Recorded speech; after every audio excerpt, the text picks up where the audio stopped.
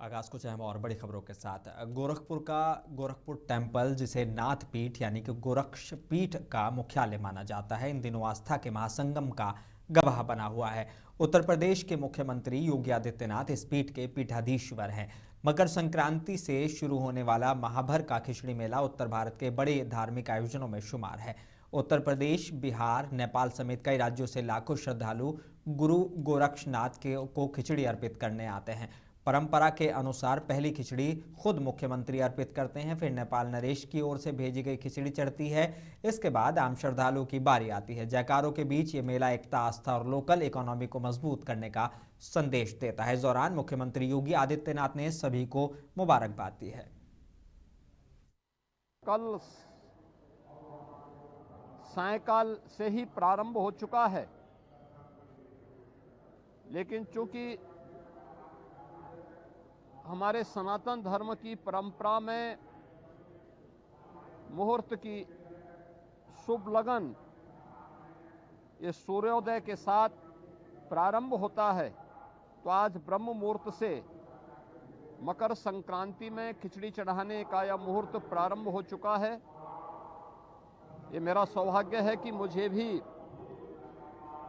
अभी प्रातः 4 बजे जो यहाँ की विशिष्ट पूजा है वह संपन्न होने के उपरांत 4 बजे भगवान गोरक्षनाथ जी को आस्था की पवित्र खिचड़ी चढ़ाने का अवसर प्राप्त हुआ है। अब लाखों की संख्या में आए हुए श्रद्धालु जन भी अपनी आस्था की पवित्र खिचड़ी भगवान गोरक्षनाथ जी को चढ़ा रहे हैं। बसपा सुप्रीमो मायावती ने आज अपना 70वां जन्मदिन लखनऊ में मनाया है। इस मौके पर पत्रकार वार्ता की गई। उन्होंने भाजपा सहित बाकी पार्टियों पर जमकर हमला बोला। अपने जन्मदिन पर पत्रकारों को संबोधित करते हुए बसपा सुप्रीमो मायावती ने कहा कि सभी सरकारें बसपा द्वारा ही चलाई जा रही योजनाओं का नाम बदलकर चला रही हैं। उन्होंने कहा कि विरोधियों ने भ्रम फैलाकर बसपा को तोड़ने की कोशिश की है। उन्होंने बसपा की चुनावी रणनीति को लेकर भी बड़ा बयान दिया है। कहा, बसपा पूरे देश में हर चुनाव अकेले ही लड़ेगी। यूपी में होने वाले चुनाव में बसपा अकेले ही उतरेगी। इसे लेकर किसी को कोई गलतफहमी नहीं होनी चाहिए।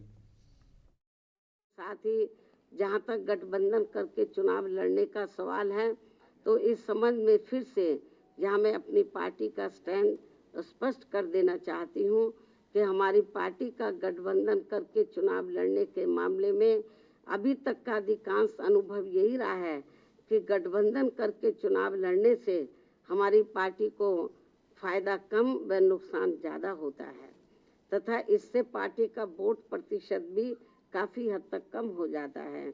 जबकि बीएसपी से गठबंधन करके चुनाव लड़ने वाली पार्टी को पूरा फायदा पहुंच जाता है, क्योंकि गठबंधन में बीएसपी का खासकर दलित बेस वोट तो गठबंधन करने वाली पार्टी को पूरा ट्रांसफर हो जाता है, किंतु उनका विशेषकर अपर कास्ट समाज का ज़्यादातर वोट उनकी जातिवादी मानसिकता होने की वजह से बीएसपी के उम्मीदवारों को परिवर्तित नहीं हो पाता है। साथ ही बसपा प्रमुख मायावती ने राज्य सरकार और दूसरी पार्टियों पर ब्राह्मण समुदाय को नजरअंदाज करने का आरोप लगाया। अब यहाँ ब्राह्मण समाज को भी कांग्रेस, बीजेपी व सपा आदि इन पार्टियों के किसी भी बहकावे में नहीं आना चाहिए। वैसे भी अब ब्राह्मण समाज को किसी का भी चोखा बाटी आदि नहीं चाहिए और न ही वे किसी की धमकी से भी डरने वाले हैं, बल्कि उन्हें हर स्तर पर पूरा मान सम्मान व उचित प्रतिनिधित्व तथा रोटी रोजी के भी साधन चाहिए। साथ ही इनके ऊपर कोई भी जुर्म जाति आदि नहीं होनी चाहिए, जो ये सब इनकी चाहत अभी तक बीएसपी की सरकार में ही पूरी हुई है। और इस बार बीएसपी की सरकार बनने पर फिर से इनकी ये सब चाहत जरूर पूरी की जाएगी। इनके साथ साथ क्षत्रिय व वैश्य समाज आदि के भी हित व कल्याण का। मेरठ में मुजफ्फरनगर के सोनू कश्यप हत्याकांड के बाद एक सियासी अखाड़ा बनता नजर आ रहा है। पीड़ित परिवार से मिलने की होड़ में लगातार नेता पहुंच रहे हैं। पहले चंद्रशेखर आजाद को रोका गया, फिर सपा सांसद हरेंद्र मलिक से पुलिस की तीखी नोकझोंक सामने आई। आज कांग्रेस प्रदेश अध्यक्ष अजय राय को भी मेरठ मुजफ्फरनगर बॉर्डर पर पुलिस ने रोक दिया। अजय राय ने सरकार पर सच्चाई दबाने और पुलिसी ज्यादती के आरोप लगाए हैं। हालात को देखते हुए शहर में भारी पुलिस फोर्स तैनात है। देखिए, यहाँ इन्होंने जब मेरा कार्यक्रम बना कि मैं यहाँ जा रहा हूँ, तो इन्होंने यहाँ पे बीएनएस की जो धारा 144 वाली थी, अभी क्या है, कौन सी धारा है ये? अब 100 कोई लगा रखा इन्होंने, धारा 163 या कौन सी है ना, ये बीएनएस की कोई धारा लगाकर रोका जा रहा है, जबरदस्ती यहाँ परेशान किया जा रहा है। और मैं क्या बताऊं आपको, पूरी तरीके से मैं जाना चाहता हूं। मैंने कहा कि भाई एक अकेले जा सकता हूं, अपनी गाड़ी से ले चलो, पुलिस की गाड़ी से जाने के लिए तैयार हूं। जबरदस्ती रोक रहे हैं केवल इसलिए कि जो इन्होंने जिस तरीके से उस बच्चे को जला के मारा गया है, उसको जिंदा जला के मारा गया है, उसको छिपाना चाहते हैं। हत्या की गई है सरकार में, योगी सरकार में पूरी तरीके से। रोज कहीं ना कहीं कभी दरोगा बलात्कार करता है। कानपुर में 14 साल की 25 में मैं कल गया था, आज यहाँ जा रहा हूँ, आज यहाँ इस तरीके से चीजें रोकी जा रही। सीतापुर के लहरपुर विधानसभा में स्वर्गीय हरगोविंद वर्मा की 38वीं पुण्यतिथि पर आयोजित कार्यक्रम में सपा के राष्ट्रीय महासचिव शिवपाल यादव शामिल हुए। विधायक अनिल वर्मा के नेतृत्व में किसान गोष्ठी हुई। शिवपाल यादव ने कहा कि हरगोविंद वर्मा के संघर्ष को भुलाया नहीं जा सकता और उनकी विचारधारा पर चलकर 2027 में सपा सरकार बनानी है। उन्होंने भाजपा पर बिजली कटौती, डीएपी, यूरिया संकट और किसानों की अनदेखी के आरोप लगाए। वसूली चल रही है इस भारतीय जनता पार्टी। जी अधिकारी मिल करके जी पूरे प्रदेश को लूट रहे हैं। उसी की वजह से हमारा प्रदेश बहुत पीछे चला गया। लहरपुर में आज हरगोविंद वर्मा जी की पुण्यतिथि मनाई गई है। इसी के अवसर पर विशाल गोष्ठी का आयोजन किया गया है और समाजवादी पार्टी के राष्ट्रीय महासचिव शिवपाल यादव जी आए हैं। जैसा कि आप उनका काफिला देख रहे हैं, आप देख सकते हैं उनके पीछे कितने बड़ी संख्या में युवा जो हैं बढ़ चढ़ कर आगे जा रहे हैं। आप देख सकते हैं उनके गर्मजोशी के साथ स्वागत हुआ है और यहाँ तमाम मुद्दों को लेकर बातचीत की गई है। किसानों की यूरिया की बात की गई है, बिजली की बात की गई है, क्योंकि ग्रामीण अंचलों में 24 घंटे बिजली नहीं मिल रही है। तुलसी टीवी से अनुराग। और झांसी नगर आगमन पर आज़ाद समाज पार्टी की राष्ट्रीय कोर कमेटी के सदस्य दामोदर यादव का भीम आर्मी और आज़ाद समाज पार्टी कार्यकर्ताओं ने जोरदार स्वागत किया है। मीडिया से बात करते हुए दामोदर यादव ने सरकार को संविधान विरोधी बताया और कहा कि बाबा साहेब के संविधान का अपमान किसी भी हाल में बर्दाश्त नहीं किया जाएगा। उन्होंने आरोप लगाया कि प्रशासन ने जबरदस्ती रोककर उन्हें माल्यार्पण से रोका। दामोदर यादव ने ऐलान किया कि जल्द झांसी में 50,000 लोगों की बड़ी सभा कर संविधान विरोधियों को खुली चेतावनी दी जाएगी। हमारे सब साथियों की इच्छा थी कि मैं झांसी में आऊं, सम्मान समारोह हो। फिर विधायक जी से, प्रजापति जी से चर्चा हुई कि संविधान बचाओ परिचर्चा कार्यक्रम भी हम सब साथियों को करना चाहिए। लेकिन मुझे अभी जानकारी मिली है कि जो कार्यक्रम स्थल था वहां पे पुलिस ने ताला लगा दिया।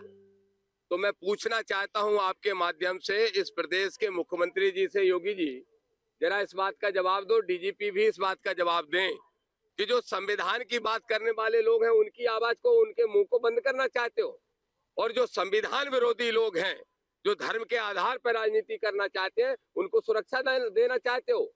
धीरेन्द्र शास्त्री जैसे लोग इस बुंदेलखंड की धरती को आडंबर और पाखंड की धरती बनाना चाहते हैं।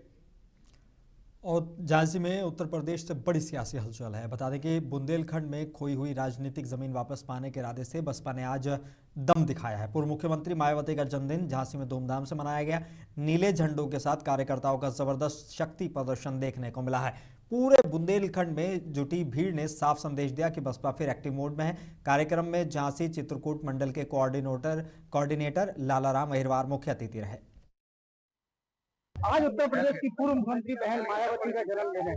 आज देखा जाए तो उनका 70वां जन्मदिन झांसी में यहाँ बड़े धूमधाम से मनाया जा रहा है। हमारे साथ युवा नेता अमित जी हैं, हम उनसे बात करेंगे आखिर उन्होंने बहन जी के जन्मदिन को किस तरीके के साथ मनाया है।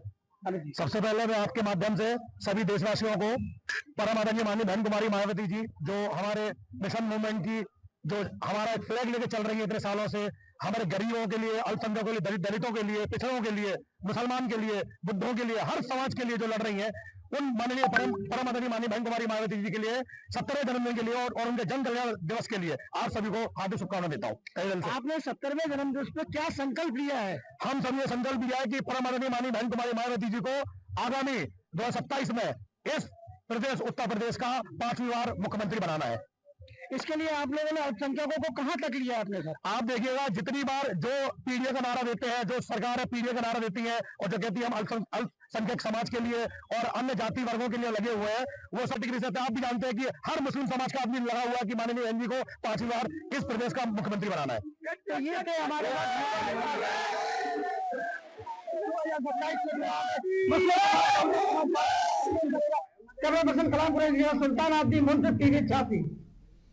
और झांसी से उत्तर प्रदेश के फ्यूचर की बड़ी उड़ान देखने को मिली है। चंडीगढ़ यूनिवर्सिटी उत्तर प्रदेश ने CUSET 2026 एडमिशन और स्कॉलरशिप पोर्टल लॉन्च किया है। शैक्षणिक सत्र 2026-27 के लिए 50 करोड़ रुपए की स्कॉलरशिप का ऐलान किया गया है। यूनिवर्सिटी के रजिस्ट्रार अजय यादव ने बताया कि AI based smart campus research और इनोवेशन के जरिए छात्रों को करियर रेडी बनाया जा रहा है। ये पहल यूपी को ग्लोबल नॉलेज हब की दिशा में बड़ा कदम है। हम अपना CUCET पोर्टल लॉन्च कर रहे हैं, जिसके द्वारा स्टूडेंट्स चाहे वो झांसी के आसपास के क्षेत्र के हों, चाहे जो है पूरे देश के हों, उनके लिए एक 50 करोड़ की स्कॉलरशिप स्कीम का लॉन्च हो रहा है।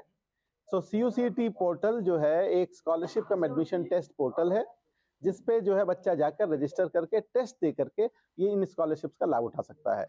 पिछले वर्ष जो है जब 2025 में इस यूनिवर्सिटी की शुरुआत हुई थी, माननीय योगी आदित्यनाथ जी ने इसका उद्घाटन किया था, करीब 2000 से ज्यादा बच्चों को दी थी। इस वर्ष हमारा टारगेट ये है कि हम जो है ये स्कॉलरशिप बढ़ा करके 40 करोड़ से 50 करोड़ कर दिया है, ताकि ज्यादा से ज्यादा बच्चे इसका फायदा उठा सकें।